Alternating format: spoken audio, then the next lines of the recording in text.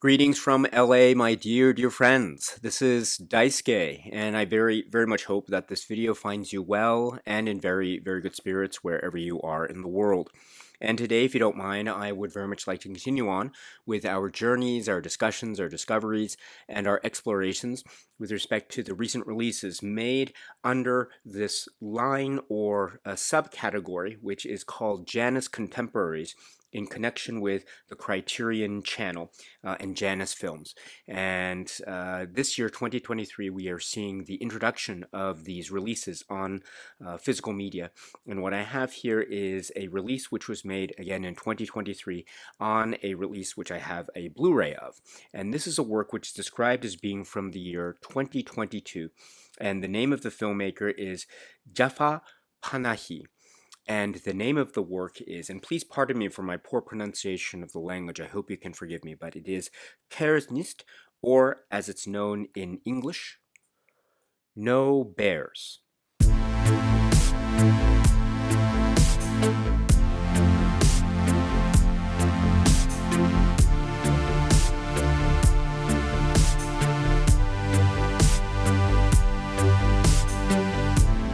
This is the work which is described as being from the year 2022, and it is from the filmmaker Jafar Panahi, and it is called, and please pardon me for my very poor pronunciation of the language, I hope you can forgive me, I'm doing my very best, Kersnist, which I understand can be translated as There Are No Bears, or for purposes of the title as it is known in English, No Bears, from 2022 from Panahi, who also appears in the film, by the way, and who could be said to be the main protagonist or the central figure in this work. And it seems like he is playing himself or a version of himself, which could be pointing to a type of biographical or autobiographical perspective, although it is not necessarily told in that way. In fact, it is told in a way where the camera is invisible to the characters within the world of the film, thus giving us a sense of the seemingly biographical elements interwoven into what appears to be a narrative work. And that narrative work of No Bears is again premised on, or it appears to be premised on, at least two stories within the structure of the film. And so we have from the get-go the story of a couple an Iranian couple who are seeking to try to get passport and other travel document information in line so that they will be able to leave the country, and especially voiced by the woman who's expressing a lot of, say, dismay and a lot of disagreement with current, say, political structures, which we understand forms the impetus for the two of them to try to leave and try, therefore, to gather the necessary travel documentation in order for them to do so. And so we see that urgency play out again in the midst of the environment and surroundings that we see from the very start of this work. And that forms one of the parallel lines of narrative. But I say parallel because there's another parallel line, that being the figuring in on the filmmaker Panahi himself. And we see him working remotely from this location of film shooting, making a film about this couple trying to essentially gather their travel documents. So we see already a type of film within a film structure, and Panahi seems to be the filmmaker who is trying to, in a sense, direct these scenes and scenarios and shooting locations. But we also find out, again, quite immediately from the opening moments of this work, that Panahi is not working directly on location, but rather he seems to be working remotely, and he seems to be working remotely via a hookup, an online hookup, a sort of Wi-Fi or online hookup feed through his computer, where he is in a room, seemingly in a place that is very far from, physically speaking, from the place that the film is actually being shot and being made.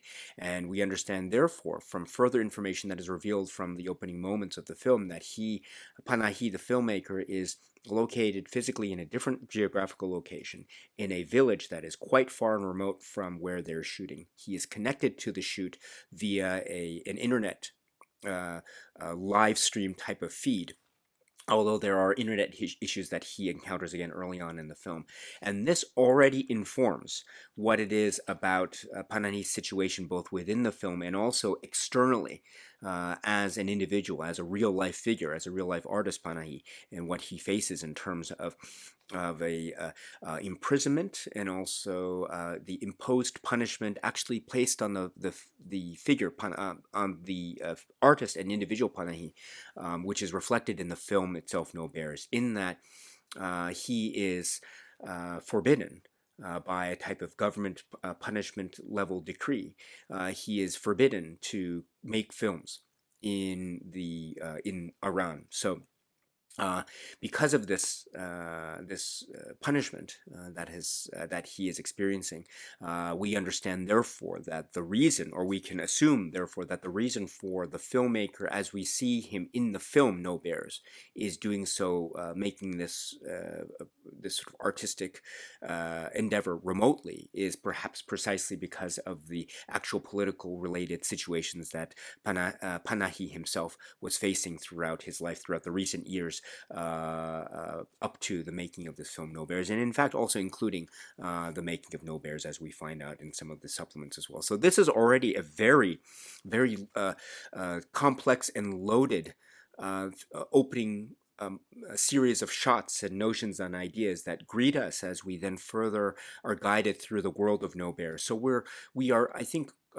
watching or witnessing a type of expression, a very powerful form of expression, which is, I think, inextricably linked to an understanding of Panahi, the individual, and what he is facing, what he has faced as an artist trying to express certain ideas, and also as a type of political-based expression, both within the body of his filmography and also outside the body of his filmography, as we will also find out in some of the supplements as well. So this is already a very rich and quite complex viewing experience from the get-go of the film. And it further twists and turns from there, I might add, because I mentioned these sort of parallel tracks, which could be augmented by the addition of, say, the understanding that there is the world of Panahi outside of the film, which I was mentioning before. But if we were focusing in on the film itself, we understand that there is this film that's being made about this couple, and then also Panahi's own experience vis-a-vis this village, which is again physically remotely from the shooting location. But he also has his interactions with this village area, including taking photographs, including encountering people within the area. And part of this also leads into another very intricate plot strand or plot thread involving whether or not a photograph has been taken of a young woman in this village, a villager, and whether or not a certain photograph has been taken, because the existence or non-existence of such a photograph and it being taken may have grave implications with regard to, say, a type of relationship drama that is unfolding, that involves this young woman, and also other men that emerge that are related to this particular relationship drama, as well as how this relates to the village customs, and also the mystery and even thriller aspect is heightened and augmented by the almost the interrogation aspect of the source of this photo, whether or not such a photo has been taken. And again, Panahi is at the center of this type of mystery element of the film, which is very much in keeping with the village life as shown in this parallel track, as well as further revealing aspects of the story within the story about the couple trying to get the travel documents. But is that story actually a story within a story, or are those elements also seeping into what we think is the quote-unquote main element of the film, that being Panahi himself in the village? Or is there more to this than meets the eye? In other words, are various levels of, say, the metafiction entering into each other and breaking the walls of passage, of separation between them, in order to create this blend or mix that in turn might indeed extend beyond the boundaries of the film frame itself? In other words, what are we seeing? Are we seeing a film within a film that is securely within this rigid metafiction structure? Or are we seeing something that is playing with form in such a way that is even calling into question whether what we are seeing is indeed classified as wholly 100% fiction, or whether it is indeed inextricably linked and otherwise maybe it cannot be separated away from an understanding of the actual occurrences of making the film itself, vis-a-vis an understanding of Panahi's own life and experience and filmography and social political, say, stance and positioning with regards to current dialogues in political culture and life, etc. So, in other words, quote unquote, fact and fiction merge and blur to again remind us of just how powerful this is as a mode of self-expression, and that mode of self-expression and the power thereof is given, I think, very stark and maybe even profound, bleak, and also potentially hopeful terms, especially when one is given the opportunity and chance to understand and know a little bit more about Panahi's own life and experiences, as well as giving a type of intimate portrayal of almost portrait of the artist in a manner of speaking, which I think is also really quite clever and brave and ambitious.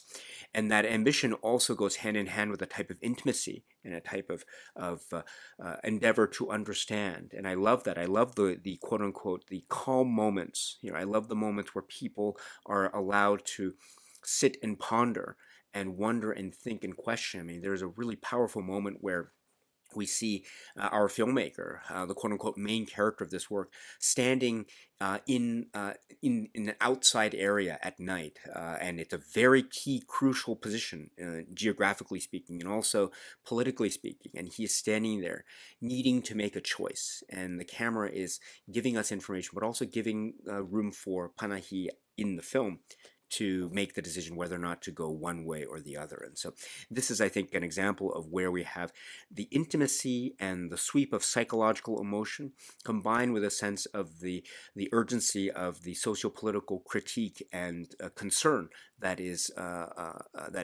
going hand in hand in the form of this film No Bears. And in that discussion we have the wonderful and poetic blurring of the lines between quote-unquote fact and fiction, unquote, the breaking of the walls of the metafiction structure of the film that create this dialogue that exists within the film's world and universe itself, but also exists outside of the frame of the film, which I think is also a very rich and very powerful experience indeed. What a film this is, No Bears. This was my first time to watch this film, courtesy of this Blu-ray release, this JANUS Contemporaries release from 2023, and I was incredibly taken with its power. I was really captivated by its structure. It has a wonderful maze-like labyrinthine structure that is revealed from the very opening shot of this work, which is epic in design and scope, and also very profound, and so many details that are going on. It's one of these wonderful stylistic devices that is used to incredible effect, and we get that from the opening moments. And so there is a type of bravura on display, or an artistic bravura, creative brilliance on display, while also shining a light on the very power of expression, especially the power of expression and the need for self-expression, and the social political character that is innately within that very act of expression, especially in the hands of Panahi in the form of this film No Bears. So I was so awestruck by this, and I saw it a number of times upon its this Blu-ray over the past few weeks, and I've been incredibly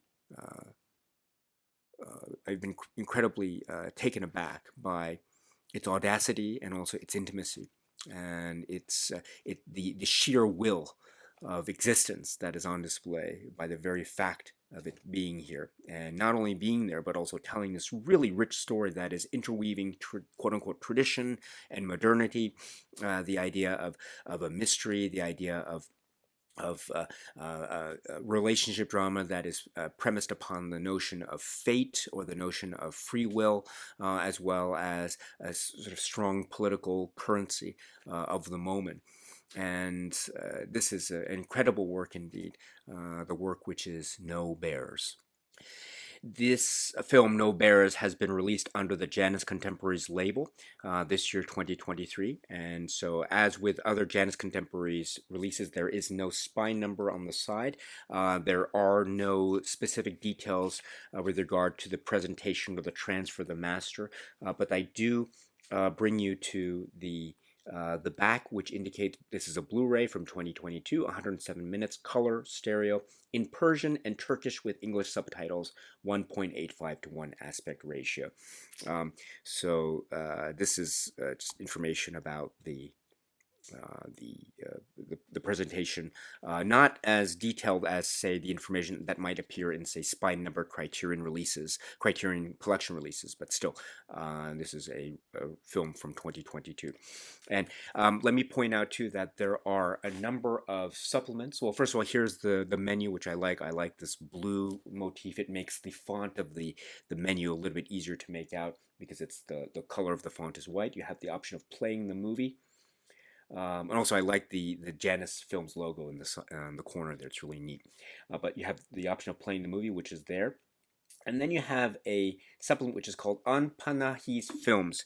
And this is, I understand, an 18-minute discussion, Criterion Channel discussion, indeed, by Ramin Bahrani, and artist and filmmaker. And he speaks about his admiration and understanding, and his engagement with the works of Panahi. And so this is a great discussion that he provides. Again, it's 18 minutes, and especially for someone like myself who is not necessarily who doesn't have, say, as much insight into the world of the films of Panahi.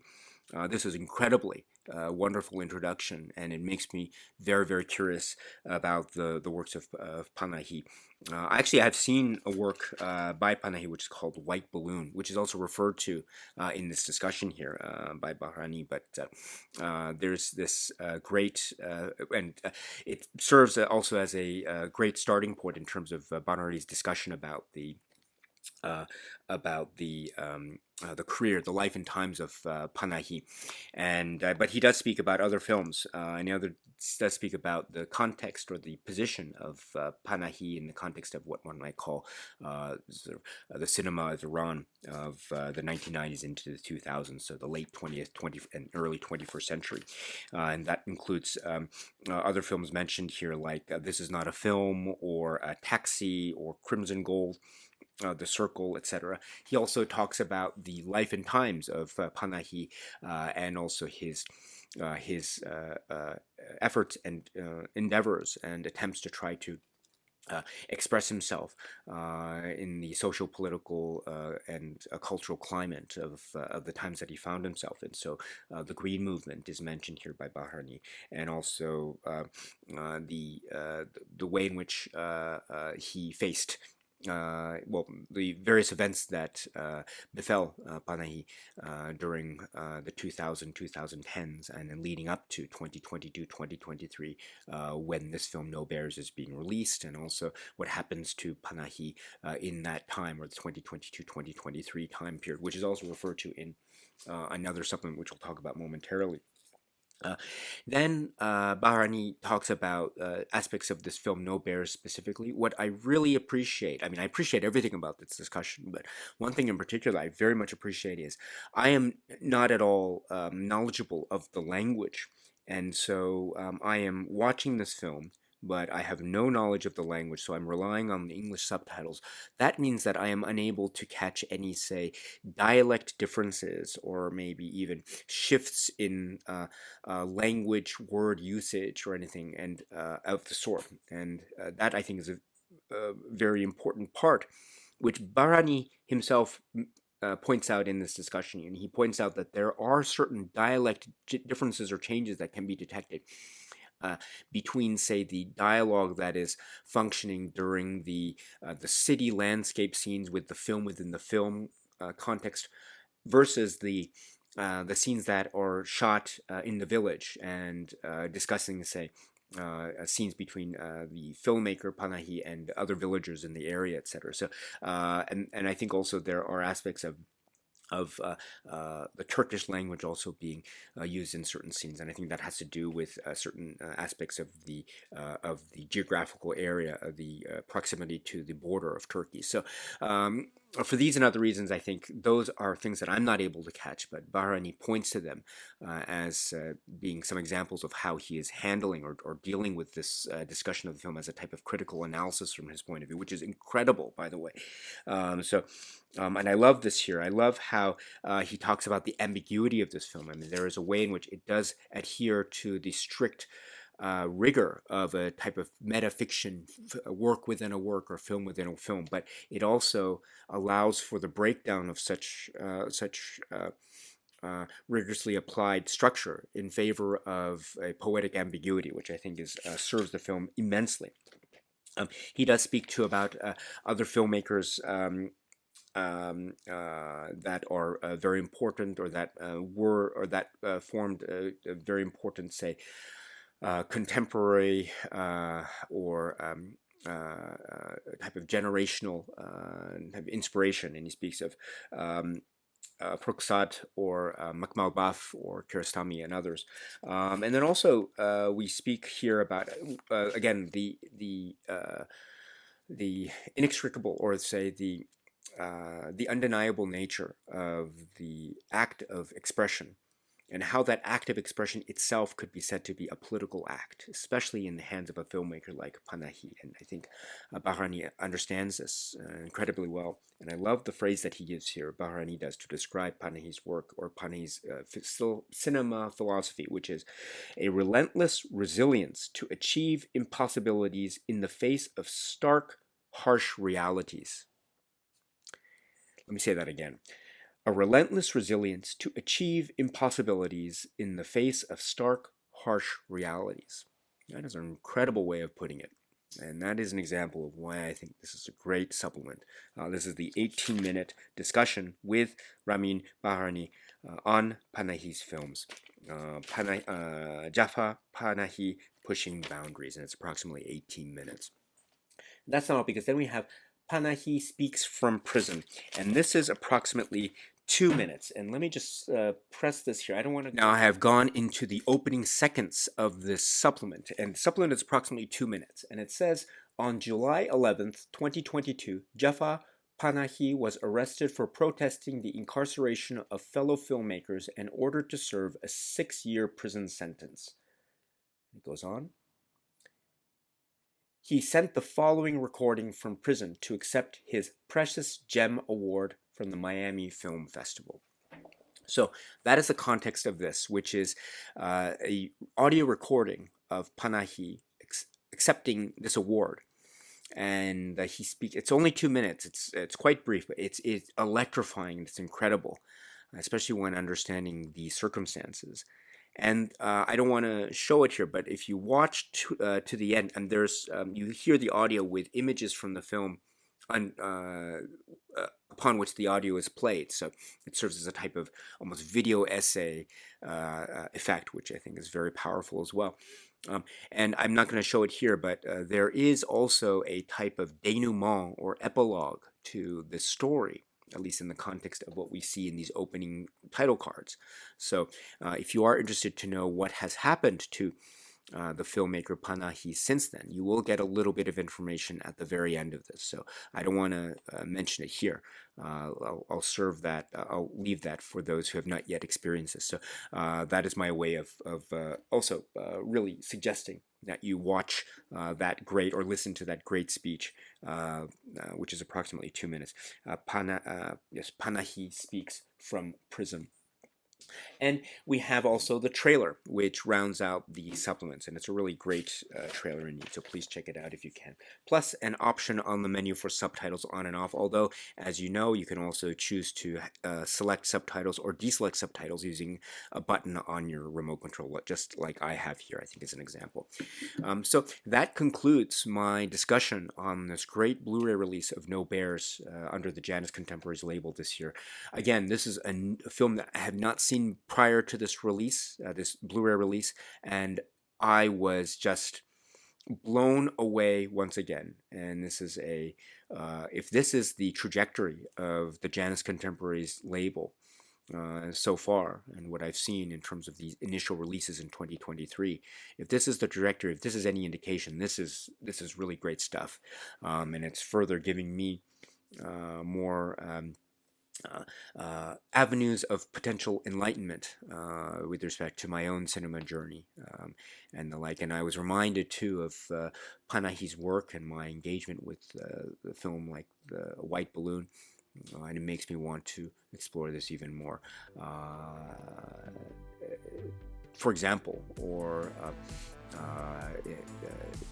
maybe in the form of, or definitely in the form of rewatches, as well as trying to find the other films, but also rewatches of this incredible work of art, which is the 2022 film No Bears.